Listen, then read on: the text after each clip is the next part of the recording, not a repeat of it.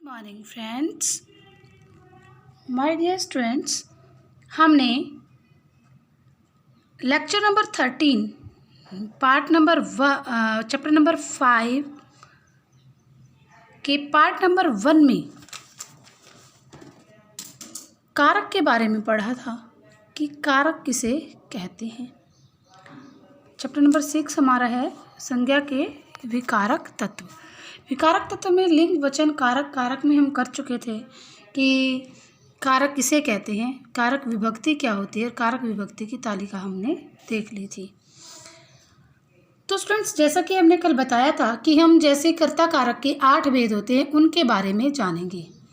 तो कर्ता कारक के 8 भेदों में सबसे पहले हमारे पास आता है क्या, कर्ता कारक। क्या आता है कारक में? कारक के 8 भेदों में हमारे पास सबसे पहले आएगा कर्ता कारक। कर्ता कारक किसे कहते हैं? देखिए बेटे, कर्ता कारक, कर्ता का अर्थ होता है क्रिया को करने वाला। क्या कहते हैं? क्रिया को करने वाला, यानी कि जो काम करता है, जो मुख्य होता है उसे वो क्या होता है, हमारे पास कर्ता होता है।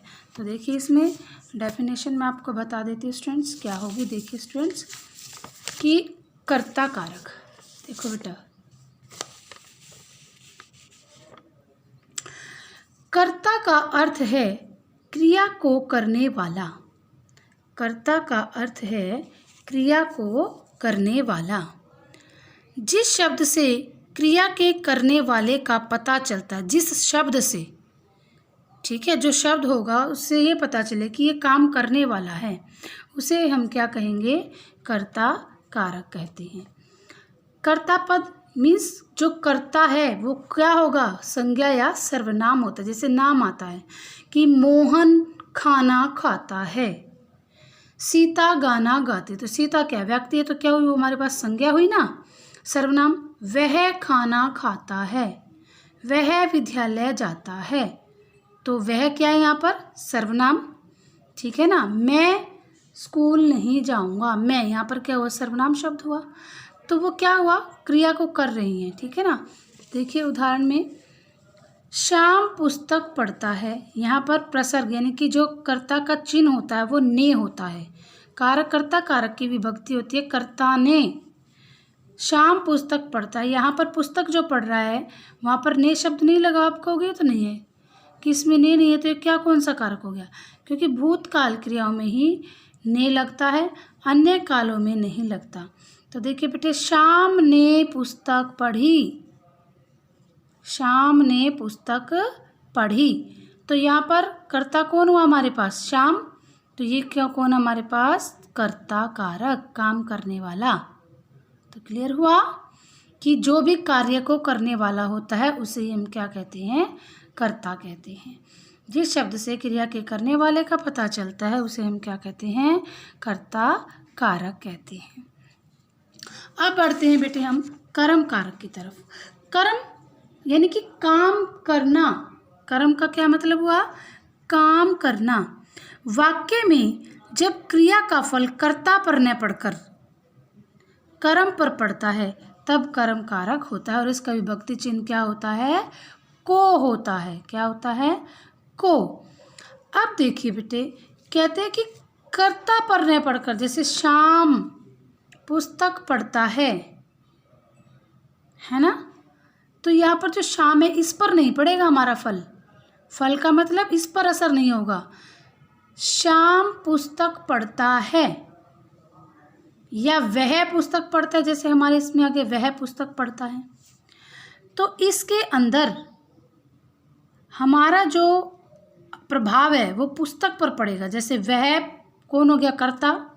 वह क्या क्रिया कर रहा है? पढ़ने की। और क्या पढ़ रहा है? पुस्तक। इसका एक सीधा सीधा सवाल क्या होता है? सीधा सीधा हमें कैसे पता चलेगा कि यहाँ पर कर्म कारक होता है?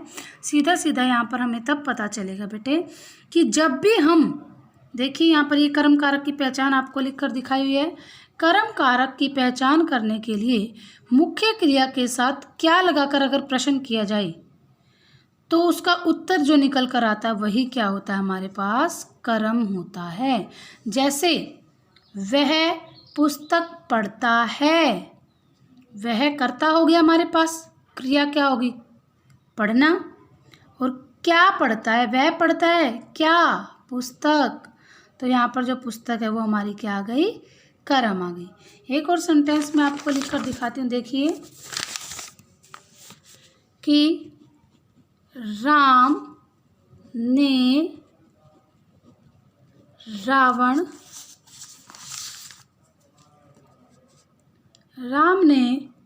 रावण को मारा।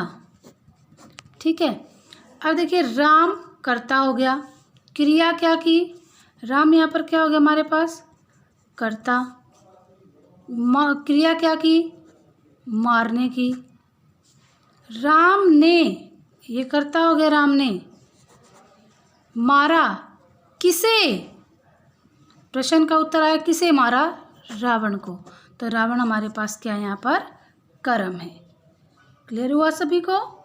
तो जिस पर प्रभाव पड़ा, राम ने मारा है किसको, रावण को, तो रावण पर प्रभाव पड़ा यहाँ पर, तो क्या हुआ, हमारा कर्म कारक हुआ। अब आगे बढ़ते हैं करण कारक की तरफ। करण कारक में देखिए स्टूडेंट्स,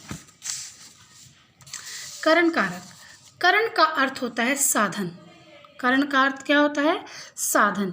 जैसा कि मैंने आपको बताया था कि करण कारक का विभक्ति चिन्ह भी से होता है और अपादान कारक का विभक्ति चिन्ह भी से होता है। तो दोनों में डिफरेंस क्या करेंगे, दोनों में स्टूडेंट्स डिफरेंस ये करेंगे बेटे कि जो करण कारक है उसमें तो वो चीज़ लगी हुई है, मीन्स सहित, साथ, साधन। जैसे राधिका पेन से लिखती है, पेन को पकड़कर, यानी कि वो उसके साथ है। वह बॉल से खेलता है, गेंद से खेलता है। राधिका ने चाकू से फल काटा, यानी कि चाकू की सहायता से। देखिए साधन, करण का अर्थ होता है साधन। कर्ता जिस साधन से क्रिया करता है, यानी कि जिस साधन से, जैसे मैं अभी आपको लिखकर दिखा रही हूँ, जैसे मैंने लिखा राधा, तो मैंने किसकी सहायता से लिखा, पेन की सहायता से।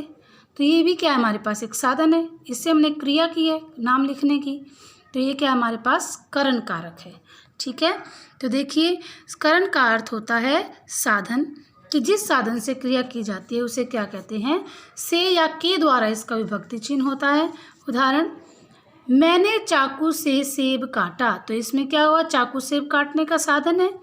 वह बस द्वारा स्कूल जाता है, किसके द्वारा स्कूल जाता है, बस के द्वारा स्कूल जाता है।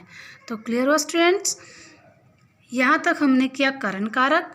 करण कारक के बाद हमारा आता है संप्रदान कारक। संप्रदान का अर्थ होता है देना। वाक्य में जिसे भी कुछ दिया जाए या जिसके लिए कुछ दिया जाता है उसे क्या किया जाता है, उसे क्या कहते हैं, संप्रदान कारक। यानी कि मैं किसी को देती हूँ, जैसे मैं विद्यार्थियों को, अध्यापिका ने पेन दिया, तो किसने दिया, अध्यापिका ने दिया। किसको दिया, विद्यार्थियों को। तो जो एक को है, किसके लिए, को या के लिए। जैसे उदाहरण देखिए, इसका कारक विभक्ति चिन्ह होता है को या के लिए, कल आपको बता दिया था।